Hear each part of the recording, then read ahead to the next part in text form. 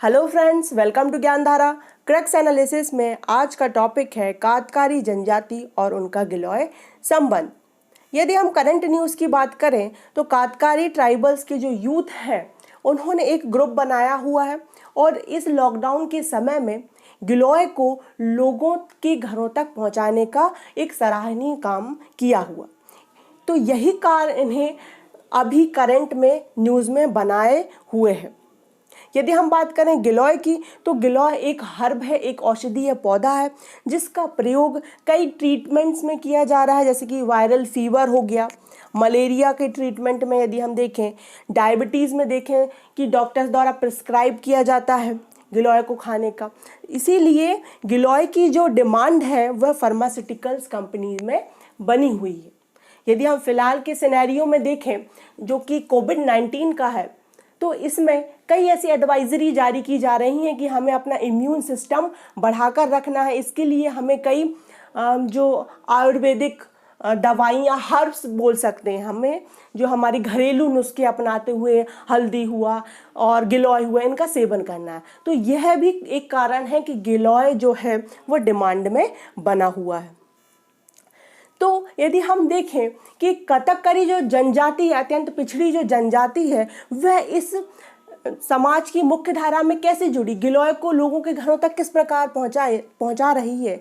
तो इस इनिशिएटिव का जो शुरुआत है वह सुनील पवार नामक एक व्यक्ति ने की, जिन्होंने 10 से 12 लोगों को अपने साथ जोड़ा और उन्हें यह काम करने के लिए प्रोत्साहित किया और सोचा और डिसाइड किया कि हमें गिलोय को लोकल मार्केट में लाना है। इन्होंने एक ग्रुप आदिवासी एकात्मिक सामाजिक संस्था की स्थापना की और वहाँ की लोकल्स की जो कम्युनिटी है उन्हें यहाँ पर जोड़ा, अट्रैक्ट किया। इन्होंने प्रधानमंत्री वन धन योजना के तहत, किसके तहत? प्रधानमंत्री वन धन योजना के तहत, जो कि ट्राइफेड द्वारा संचालित होती है, इसके साथ जुड़कर इसका लाभ उठाकर अपने मार्केट को बढ़ाया, साथ ही साथ अपना जो एंटरप्राइज है उसे इंक्रीज किया। यहाँ पर आप जो ये फोटो देख रहे हैं वह गिलोय की है। अब यदि हम बात करें कि इन्होंने अपने मार्केट को एक्सपांड करने के लिए क्या स्ट्रेटजी अपनाई, प्रोडक्ट की अवेलेबिलिटी को कैसे बढ़ाया, तो इन्होंने इसके लिए सबरी आदिवासी वित्ता विकास महामंडल के जरिए एक प्लान बनाया और कहा कि यहाँ पर हमें अब लोगों को ट्रेन करना है।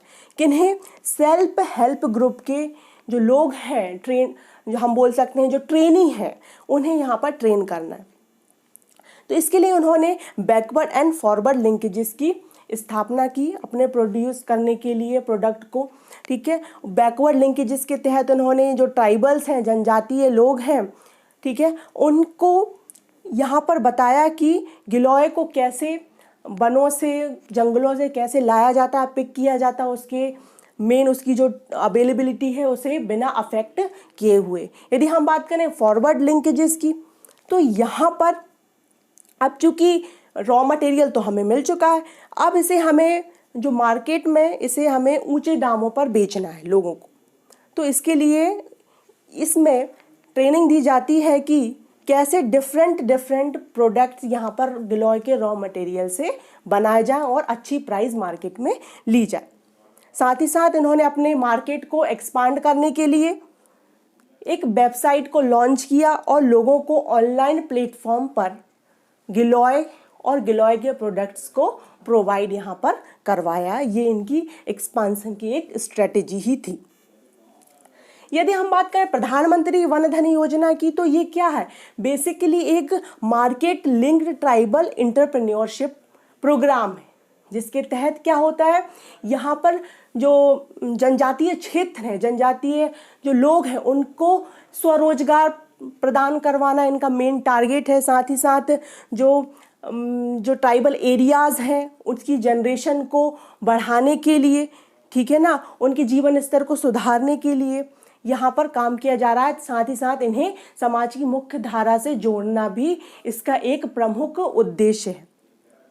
यदि हम बात करें उद्देश्यों की ही, तो ये मेनली क्या करते हैं, जो वन धन योजना है उसका कार्य यही है कि जो हमारे वनों की संपदा है उसका कैसे हम अच्छे से अच्छा और ज़्यादा से ज़्यादा उपयोग कर सकें, इसलिए इसे वन धन कहा गया है। वन धन योजना 2018 में ट्राइफेड द्वारा इम्प्लीमेंट की गई, लॉन्च की गई। ट्राइफेड मीन्स यहाँ पर हो जाएगा tribal cooperative marketing development federation of India, जो कि 1987 में, कब, 1987 में इस्टेब्लिश हुई, जिसका जो हेडक्वार्टर है वो कहाँ पर है, न्यू दिल्ली में। करेक्ट है। साथ ही साथ जो वन धन योजना का मुख्य काम क्या था या मुख्य उद्देश्य क्या था, जो सेल्फ हेल्प ग्रुप्स हैं उनको स्ट्रेंथ प्रोवाइड करना, साथ ही साथ जो ट्राइबल प्रोड्यूसर कंपनीज हैं उन्हें भी प्रोत्साहित करना, जो हमारे वनों से रिलेटेड जो भी कंपनीज हैं उन्हें भी यहाँ पर प्रोत्साहित करने का काम किया जाना था। करेक्ट है।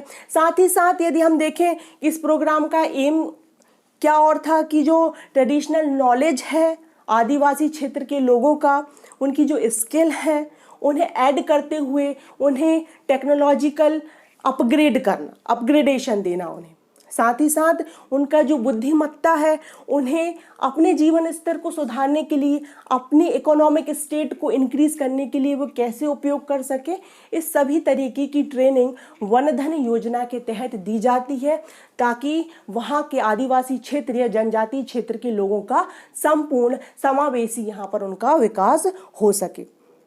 इसके तहत कई योजनाएं चलाई जा रही, सस्ते लोन प्रोवाइड किए जाते ताकि वहाँ के लोग काम करें और जो फॉरेस्ट का जो भी प्रोड्यूस है उसे इंक्रीज करें। साथ ही साथ MFP माइनर फॉरेस्ट प्रोड्यूस को यहाँ पर इंक्रीज किया जा रहा है।